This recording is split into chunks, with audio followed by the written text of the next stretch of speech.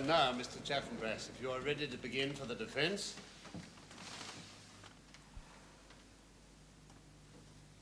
What, gentlemen of the jury, does the case for the prosecution come down to? In the end, it simply comes down to this, that Lord Fawn saw a man running in the same direction as that in which the deceased Mr. Bonteen had been walking, and that Lord Fawn subsequently opined, gentlemen, that the coat on the running man was similar, gentlemen, to one which was being worn that night by the defendant, Phineas Finn.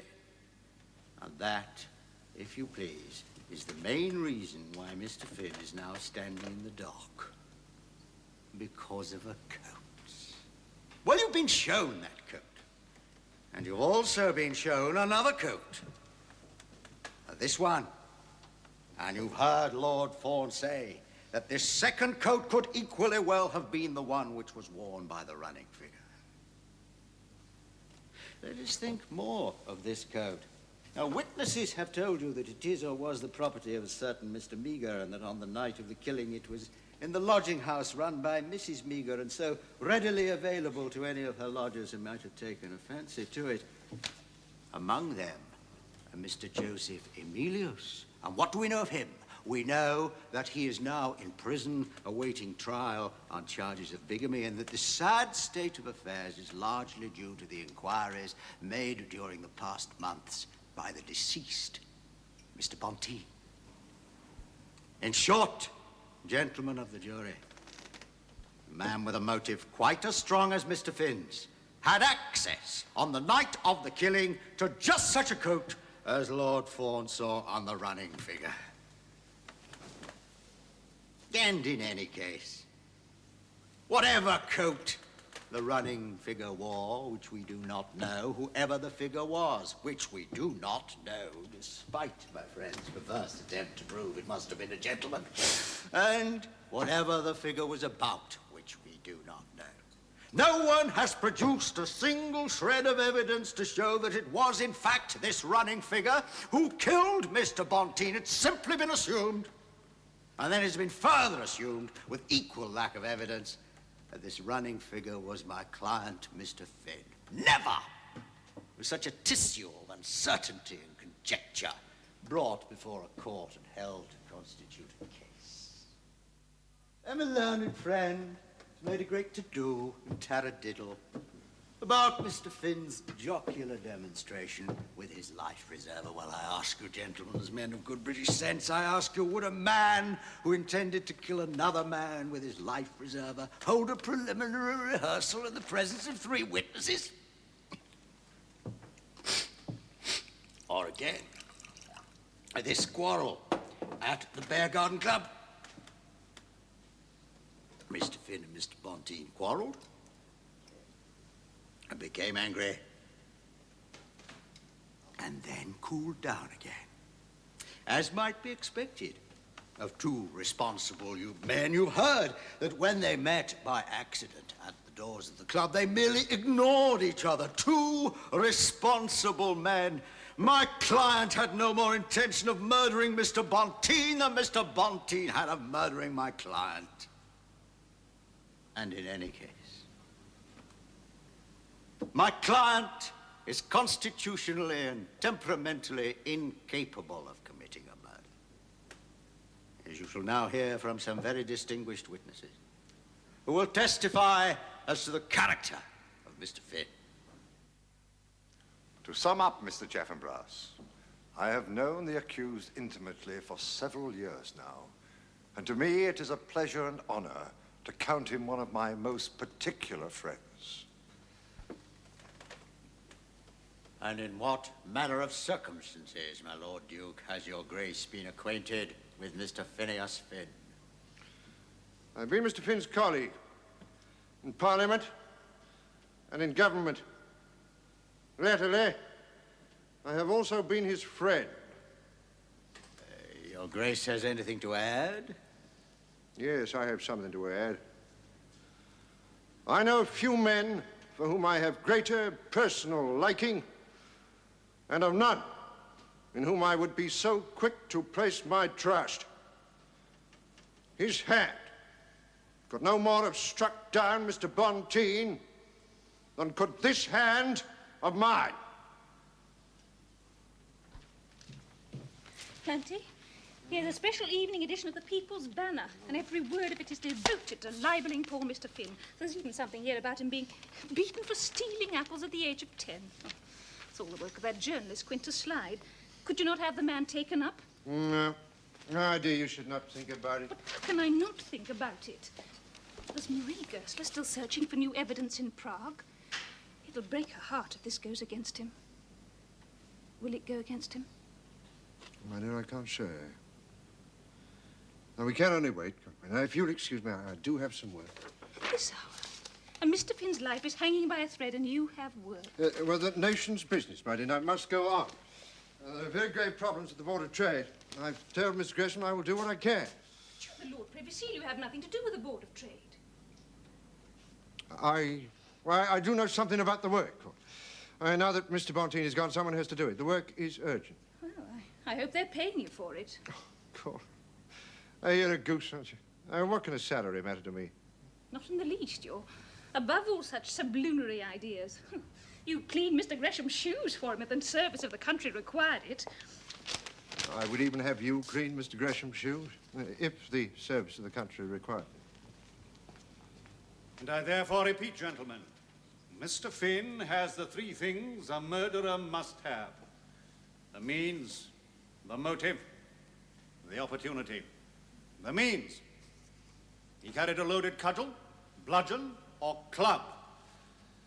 My learned friend has urged that his open display of this weapon proves that he cannot have intended murder.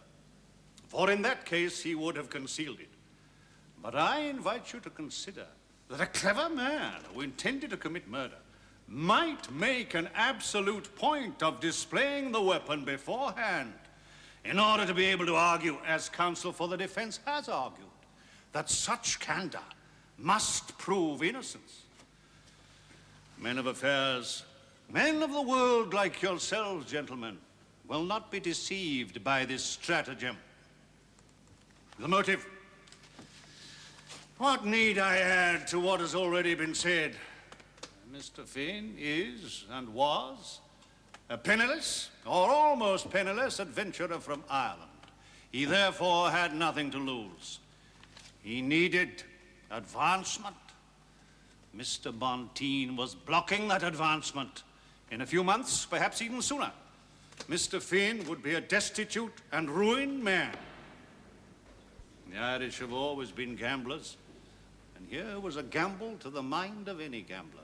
Mr. Finn could wager what he had, which was nothing, to win a future of power and plenty. Lastly, opportunity. We know that the accused man left the Bear Garden Club very shortly after Mr. Bonteen. And Lord Fawn swears that just after that, a figure ran past him, following Mr. Bonteen. That figure had the air of some gentleman known, if only slightly, to Lord Fawn, and was wearing a coat which resembled in all respects the coat worn by Phineas Finn. In no circumstances other than the miraculous... Lord! For the liberty of the subject. How dare you, sir? Mr. Chaffanbrass, Lord! I find your conduct both mannerless and inexplicable. Pray proceed, Sir Gregory. Thank Lord! Has come a person with new evidence, a lady from Prague. A lady from Prague? Yes, my lord. A friend of the defendants, a certain Madame Max Goesler, who has been in Prague investigating on his behalf. Investigating what? This killing, my lord. This killing, Mr. Chaffanbrass, took place in London. Oh, nevertheless, my lord, the lady has found evidence in Prague. Are you asking me to believe that a female friend of the prisoner's has uncovered evidence, the very existence of which was overlooked by expert detectives? Yes, my lord. But who is this Madame Max Goesler?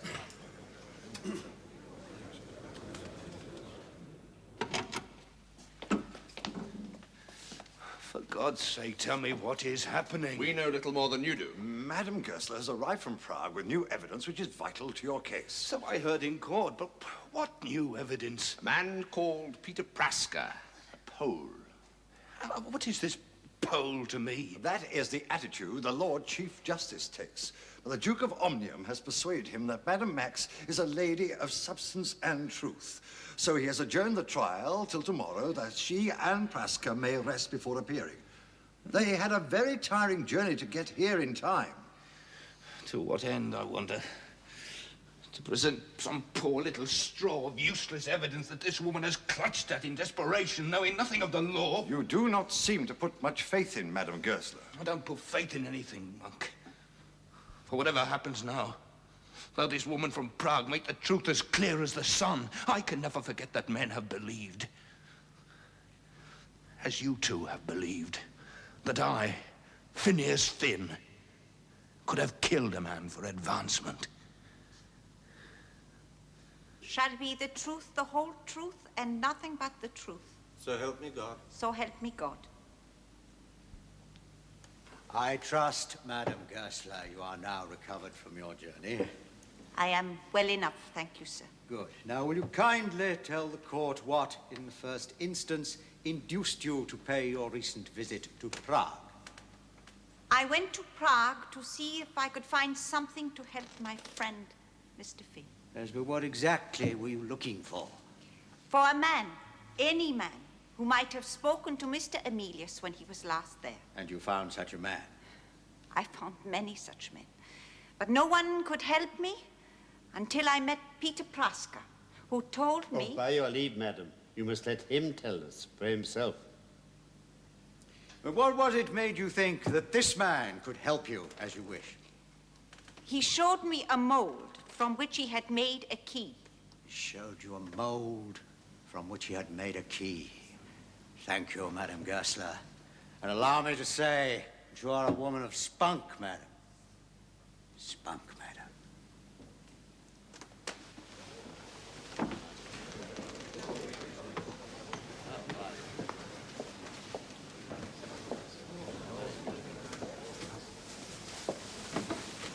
Call Peter Praska. Peter Praska!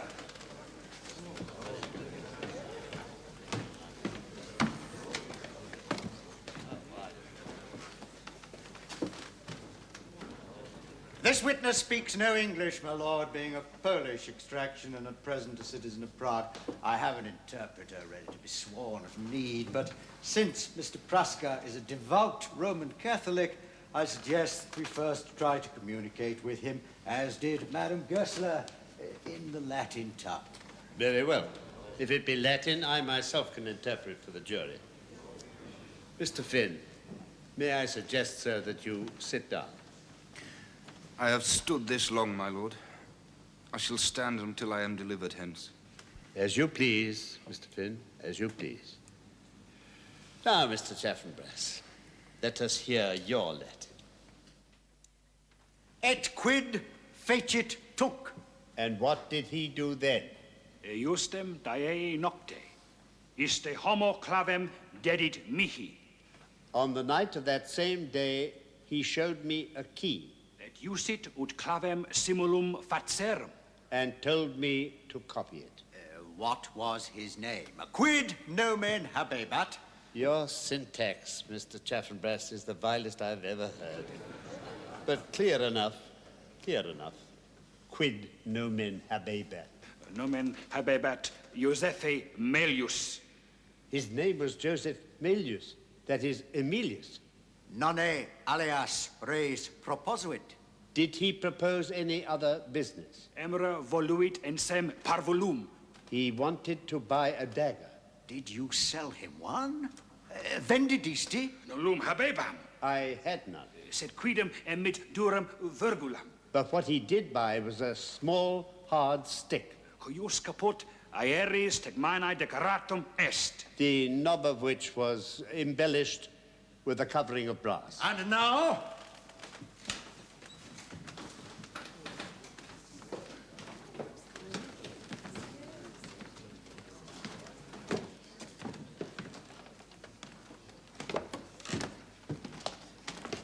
Iste ecce more! Behold the man. Phineas Finn, having regard to what I have heard this day, I do hereby instruct the jury to acquit you absolutely of the odious and abominable charge made against you.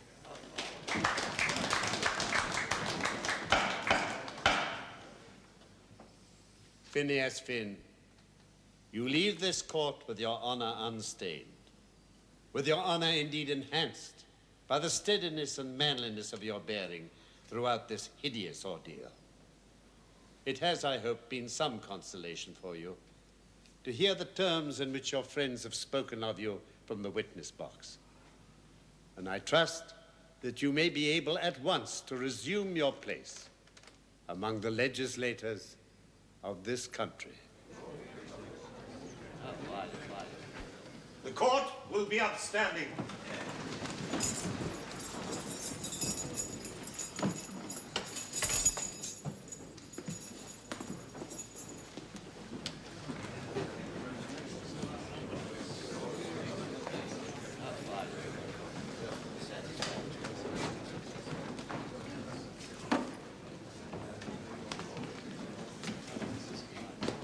Congratulations, Mr. Finn.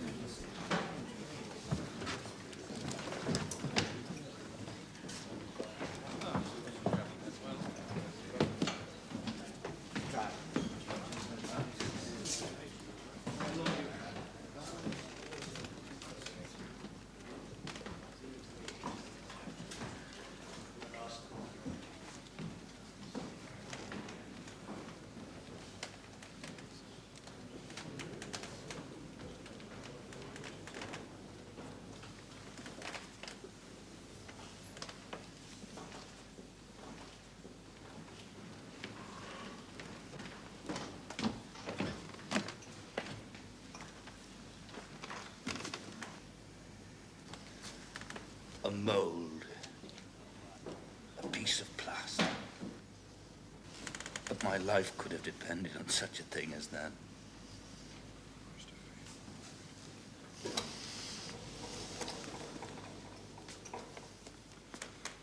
Pray allow me to assist you, sir.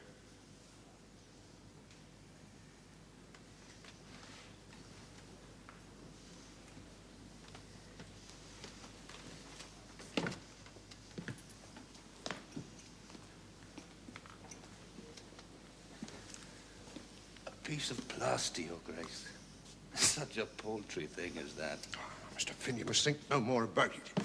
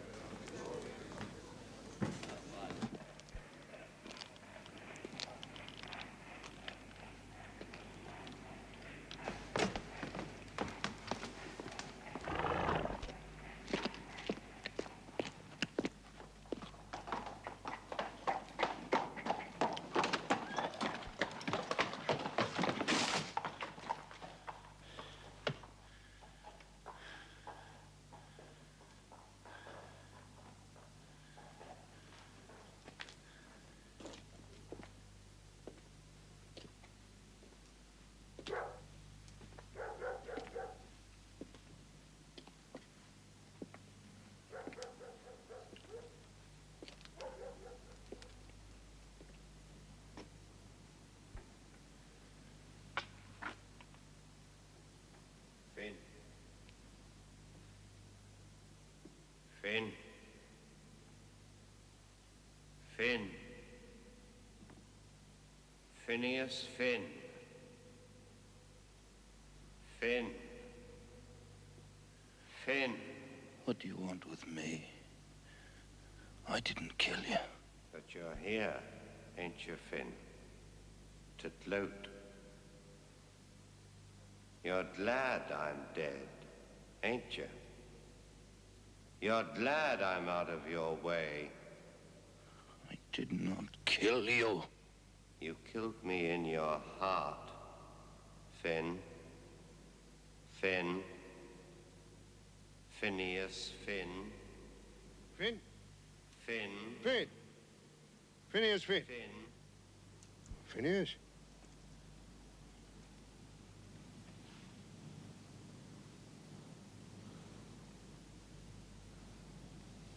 Mr. Finn, I fear you're not yourself. There ever shall be again, Your Grace. There's nothing you can do. You will at least allow me to accompany you home.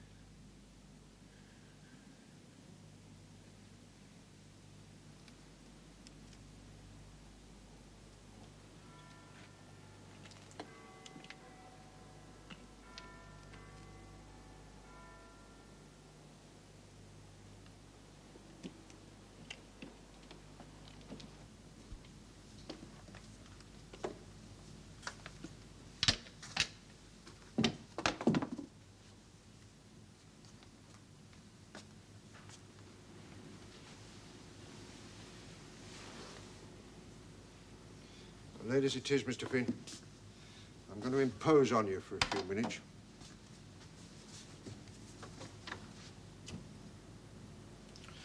Now, what were you doing? In that place? What were you?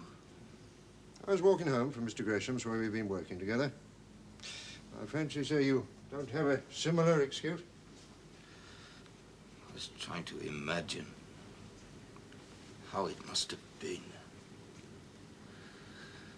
Trying to see in my heart whether I could have done that thing. I didn't do it, Duke, but now that so many people have suspected me, My friend, you have been absolutely discharged by the Lord Chief Justice of England. You must be a man. You put all that away from you. It's easily said. Oh, it's very easily said, Mr. Finn. If only you will take the first step. And so my wife would be delighted to see you down at Matching whenever you choose to come. But before you do that, you go down to the house. The house will be rising in a few days, and before it does, you go down there. And you walk in, and you sit down in your seat as though nothing whatever had happened. So much has happened. I have been thinking, Duke, that I should resign my seat and retire from public life. I may have thought it, Mr. Finn. You do nothing of the kind. When I was in prison, I received a letter from one of the leading men at Tankerville saying I ought to resign. I don't care to sit for a place where I was so judged. Judged by such a man as that? Before your triumphant acquittal? Don't talk to me of triumph. Finn, if there was a general election tomorrow, I would consider yours to be one of the safest seats in England. It's but a month ago, Palliser, 1 month ago. There wasn't a man in Europe believed in my innocence. Except perhaps yourself. Finn, we all believed you innocent. All those for whom you care. There's always a possibility of guilt. Enough to prevent a rational man from committing himself to complete conviction. But you yourself committed yourself to such conviction when you spoke for me in court. No, I said in court. But you could no more have killed that man than I could myself. But could not I, under some strange circumstance, have been brought to kill him? So even you doubted me. Only as I would doubt myself, or indeed my wife. Now, Finn, I'll tell you something. I'll tell you something that I've never told to any other living being. Many years ago, a man loved my wife, and she loved him. And she was done a great wrong. When she was little more than a child, she was forced to marry me, for whom she cared nothing. And she loved this other man so much she might have gone away with him, ruined herself, and dishonored us both forever. She was human, Finn. She was fallible, like us all. My wife did not go away with her lover, and you did not murder Mr. Bonteen. But you see, even with those whom we love, we trust the most, there's always an element of doubt. It's very hard to bear. They must be born. We doubt and we're doubted, Finn. But it must be born. The world, Chair, they must be faced with dignity. And you, sir, you must show yourself answer as the man you are. Mr. Speaker, I say that this is a time to keep calm. Our financial waters are troubled, and there are rocks ahead in all directions. But at least the rocks are plain to see. So with cool heads and stout hearts, we may hope to navigate our way through them. And if the Speaker will pardon me a moment's digression, or rather an illustration of what I have been saying, if the honourable members need an example of the coolness and courage that I have been recommending to them, let them look upon the honourable member for Tankerville, who has just entered the House for the first time since the cruel and unjust ordeal that he endured for so long, so bravely.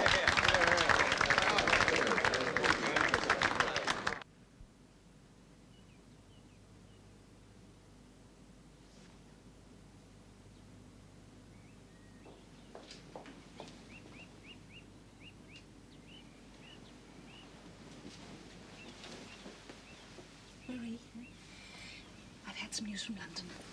Mr. Finn is more or less recovered and has returned to the House of Commons at last. Oh, Glencora, I am so glad. Yes. His letter was so agitated, I was afraid that his recovery would be long delayed. Marie, you have heard from him? Oh, yes. Yes, he wrote to me some time back, thanking me for my efforts on his behalf. He said that he had been so unmanned by the trial that he would be unable to visit me, lest he weep like a schoolgirl. Poor man. Both houses will rise for the summer on Friday, and Plant is going to bring Mr. Finn straight here. So, allow me to tell you, my dear, you want to grab him with both arms before somebody else does. Lady Laura Kennedy, you mean? Yes, Lady Laura Kennedy, I mean. Well, she went to visit him in prison. Whilst you and I didn't dare for fear the Planty wouldn't like it. But she did not go to Prague. A very good point, Marie. But don't you let it make you complacent. Glencora, I will never ask him. If he asks me, then well enough. But I do not want him to come to me out of gratitude. So, we will discuss him no further, if you please. Indeed we shall not. Unless we are to do so to his face. Mr. Finn, I wasn't expecting you until Friday with Plantagenet. Yes, I fear I am before my time, Duchess. Yet I fear I have delayed too long.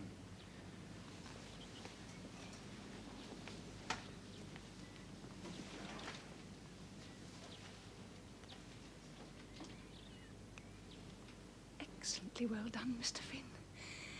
Excellent, excellent. You know why I'm here, Marie. You are the guest of Her Grace the Duchess of Omnium. I am here because I love you, Marie. Yes.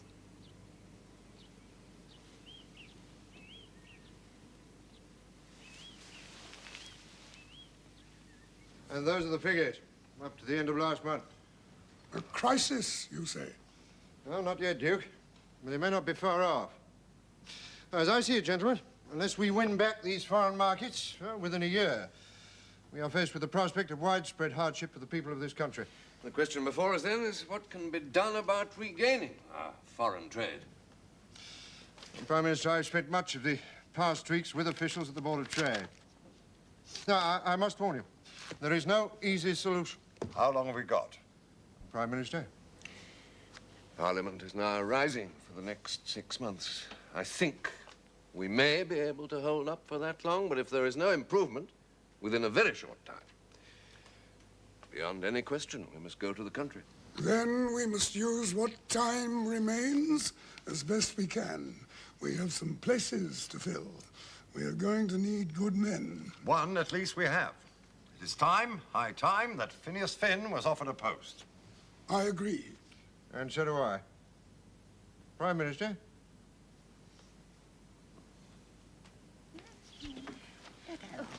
Well, then it is agreed. You will be married from here. That is very gracious of your grace. Rubbish. All her grace wants is an excuse to interfere. Maria, I just had this from Mr. Gresham. I must go to him in London. Will he offer you a post, Phineas? He doesn't say. He would hardly invite you all the way up to London just to discuss the weather. If he offers you something, Phineas, what will you say? I'm not quite sure. After all that has happened, I'm hardly yet fitted to take office. You will want to take office again one day soon. Why not now? I'm not sure that now is the right occasion. I don't think this government will last much longer. But if you refuse them now, when they need all the help they can get, they may hold it against you later. Yes, very likely. But I wish this question need not be asked and answered at a difficult time like the present. And I do not want to leave you and go to London. Only for a day or two. Yes, I suppose so. In any case, I must have gone soon. There's someone else quite apart from Mr. Gresham whom I must see. Yes, Phineas? Lady Laura Kennedy. She must be told about our marriage, and she must be told by me in person. You are quite right, Phineas. Thank you, sir. Well, now, Mr. Finn. Prime Minister. What it comes down to is this. Lord Fawn has retired, absolutely broken down by repeated police examinations, and your old place, as Under-Secretary for the Colonies, is once more free. Please do sit down. Certain of my colleagues are very warm on your behalf. Warmer than yourself, I hope. I have to remind myself, Mr. Finn, that in the past you have been doubted. You mean, I suppose, that I have been suspected of murder? I mean that you defected from us in the matter of Irish tenant right. But the party has now come round to my position. Which you adopted prematurely. However, bearing in mind the wishes of many of my cabinet, as well as so respected a politician as Mr. Monk, I do now make you the offer. Will you accept the colonies and join the government? You should understand this, Prime Minister. I, too, have my doubts. Indeed. Indeed. Doubts about the propriety of accepting office from a man who, it is clear, still mistrusts me. I did not quite say that. I also have doubts about myself. After the treatment I have had, being falsely accused of a capital crime, the man may be somewhat troubled in his mind, Mr. Gresham. I find none of this very enlightening, Mr. Finn. Do you or do you not wish to take office at the colonies? I must consider. I will let you know in 24 hours, if I may. Very well. Do not take longer. Government must go on, Mr. Finn, and decisions must be made, whatever your personal wrongs and disturbances. Mr. Finn, I shall still hope for a favorable reply. And what did your father say then?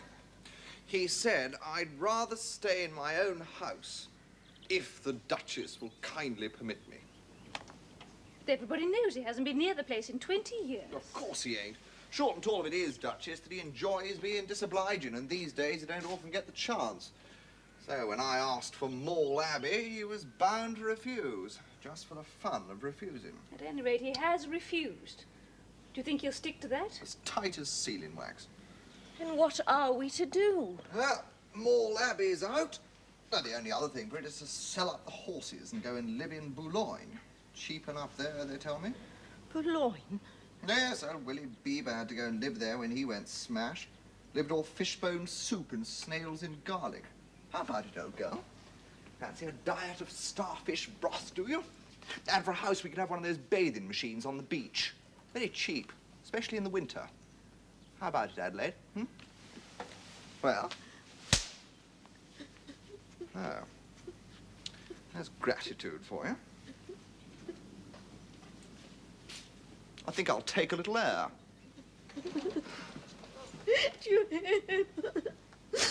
Lloyd. Adelaide, don't cry. Through it all, I'm sure he does love you. That was so marvellous. And now he's gone and spoiled it all. Oh, Adelaide, please, please. Cousin Glencora will doubtless come up with another plan.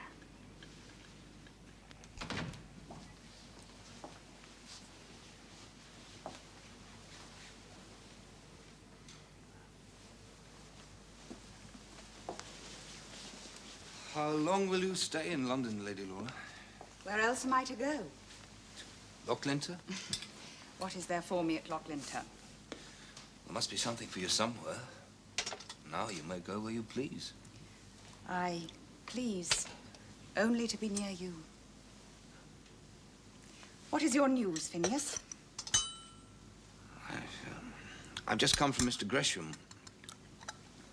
He's offered me my old place at the colonies. Well, you'll take it, surely. I've not decided yet. There are strong arguments against. For one thing, I don't think this government will survive much longer. It'll last till next session. That gives you some months. I'm not even sure of that.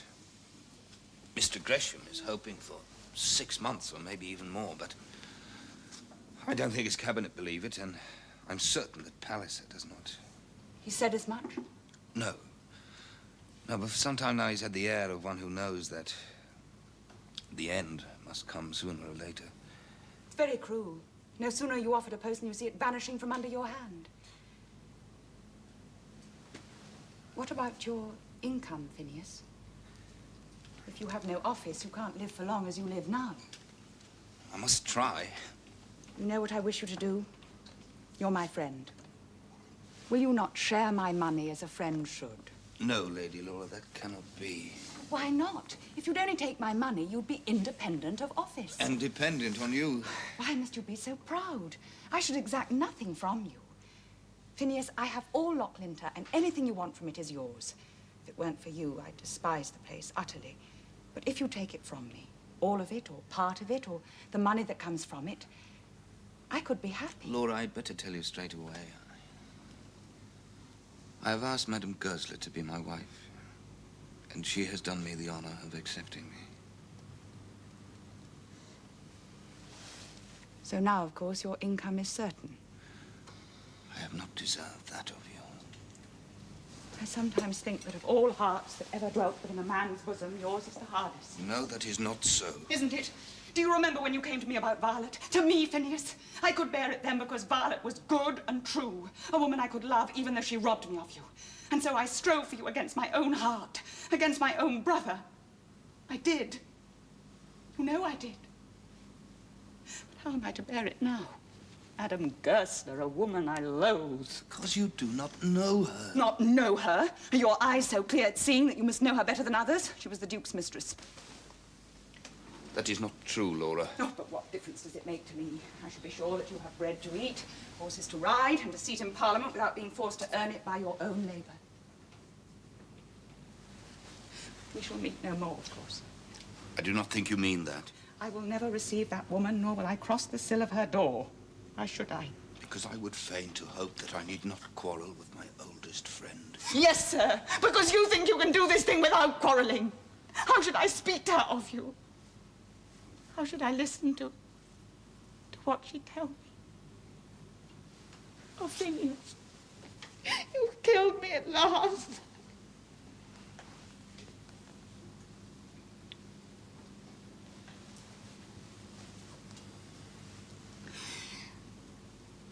I've worshipped you when I should have worshipped my God. Of course, it's been my fault. When I was young, I didn't understand how strong the heart can be. I should have known it. And I pay for my ignorance with the penalty of my whole life. What is that last one? Get out of the Prime Minister's office. Ah, Finn. Very glad to find you at home, Duke. I want your advice. Oh, well, if I can help in any way. Oh, first, I must congratulate you. Glencora's written to me for matching. Your engagement to Madame Gerster. Well, I hope you'll be very happy. Thank you, dear lady. It's not all happiness at the moment. I just had to tell that news to Lady Laura. It was not a joyous meeting. No, I suppose not. Huh? Well, what was this advice you wanted? Mr. Gresham has offered me the colonies. Where's the difficulty, Mr. Finn? Mr. Gresham does not have confidence in me. I do not have a great deal of myself. Yeah, the only way to restore confidence is to prove yourself. And the only way you can do that is in office. Quod erat demonstrandum. It's not as straightforward as that, Duke. Oh, yes, it is, Mr. Finn. I might remind you this, you know. If you refuse Mr. Gresham, you'll also be refusing me. And I'd take that most unkindly. If you say that, you leave me no choice. Didn't intend to, Mr. Finn. Now, you tell Mr. Gresham. You accept. Then go back down with the good news to Matching. You are going back down there, I suppose? Yes, Her Grace has very kindly asked me back. Good. Then we'll go down there together, as colleagues. There we are. Thank you. Finn? Well, there is another thing to be settled. Adelaide and Mr. Maule. Oh, Mr. Maule should take a leaf out of Mr. Finn's book. Settle it for himself. Well, if we leave it to him, they'll still be unmarried at doomsday. Now, all that is needed to unite them is money. Well, we can't give it to them because it would be bad for Mr. Maule's character and even worse for Adelaide's pride. But like anyone else, they could inherit it. From whom, Lady Glen? The old Duke. Well, Adelaide's a distant cousin. What more natural than he should have left her a legacy? But he didn't.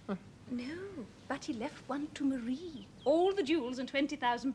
Now, Cora, just how is this relevant? Well, the jewels we could find a use for if Marie persists in refusing them. Oh, I do.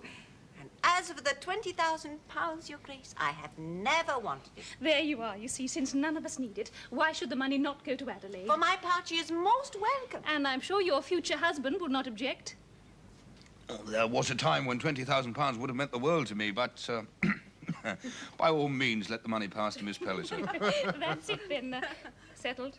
No, it's not settled, my dear. Oh, Madame Gerster's legacy? Well, it cannot be bandied about at your whim. No, but it can be bandied about at hers. But Adelaide need not know that the money is really a present from Marie, but only that it came from the old Duke's will. My dear, it would be a present from Madame Gerster. It carries a 12% legacy duty, Finn. I mean, in no way could it be said to come to Cousin Adelaide from my uncle's will. Plantagenet. If you upset Adelaide by telling her that, I shall think it most ill-natured. We must bend to the truth a little that a nice girl may be happy. Oh, yes, let us trust that she may be. Hey, well done. Oh, that's it. Oh, more congratulations, no doubt. Oh, just for me.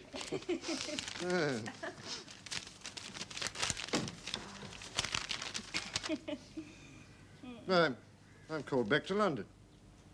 Already? Mr. Gresham's in trouble, Finn. There's a great deal more trouble than he thought. Well, if you are going back to London, could you not go to the lawyers at the same time for Adelaide? Yes. Well, governments may fall, but giving in marriage and being married must go on. Otherwise, there will be nobody for either side to govern. I think I ought to leave at once. Madam Gerster, Finn.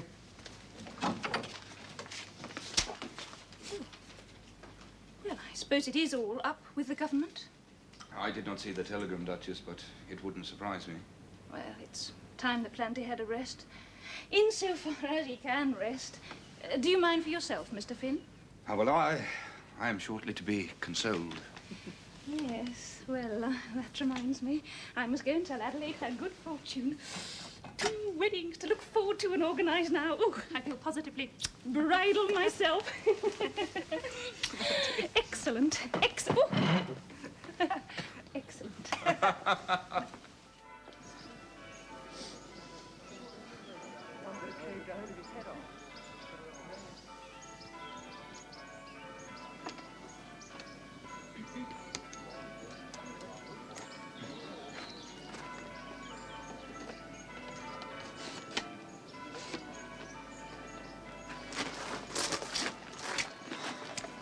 Now, kindly refrain from moving, please? Thank you.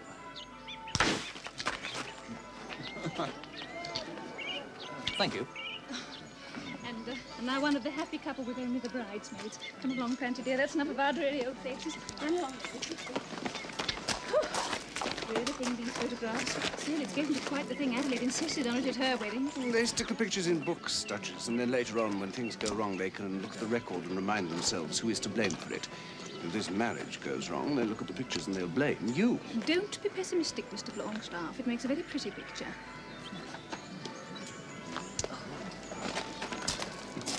What a pity my boys can't be here to be pages. I hear that they're both great characters at Eton, particularly Silverbridge.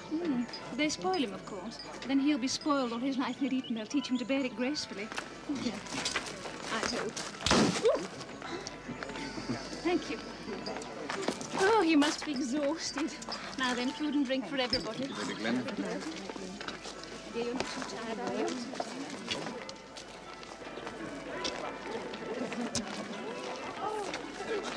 Food in the marquee for everybody. The weather was in such a lovely day. Yes, it was. Yes. Very lucky in that respect.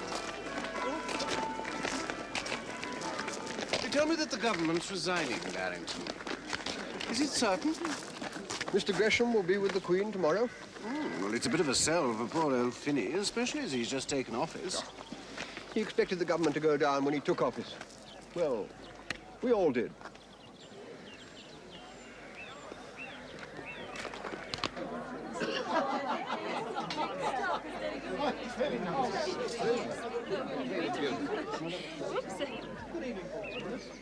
But surely with Parliament safely out of the way till next February, you could put off resigning till then.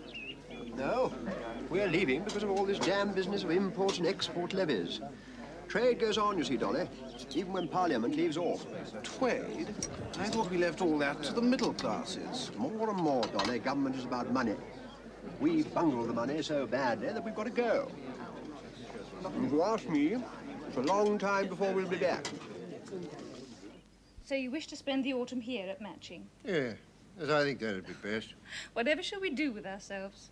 The boys away at school till Christmas, and Marie and Phineas abroad on their wedding tour. You're going to find it so difficult just being here with me? No, it is you who shall find it hard being here with me. But what work will you do now that the government is gone? Oh, there's still plenty of work. Hey, we Liberals, we're now in opposition, so we study to oppose. There's a lot of work to do to perfect my decimal coinage. How long will it be before the Liberals are returned to power? It's hard to tell. We were very roundly beaten at this election. It could be 5, 6 years. 6 years? Have more time to be with you and the children. Always wanted that. Later on, perhaps, we might travel. Yes. Yes, we could always travel. Oh, but how I shall miss the excitement of your being in office, Plantagenet. God willing, it'll come again. In the meantime, we have to manage as we are. Oh, I shall be happy, Cora, if you will be. Yes, I shall be glad to have you to myself. For a change. Will you? I am very proud of you, Plantagenet. You are everything that I am not. I think that you're the best and most upright man in all England. I think you're the finest woman in all England. We have grown together, have we not? I think we've done very well together.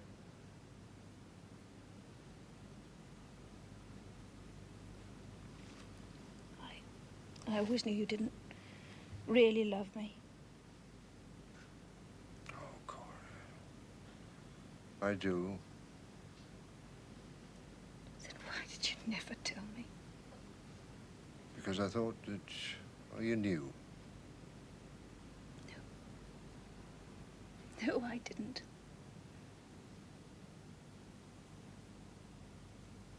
And I love you.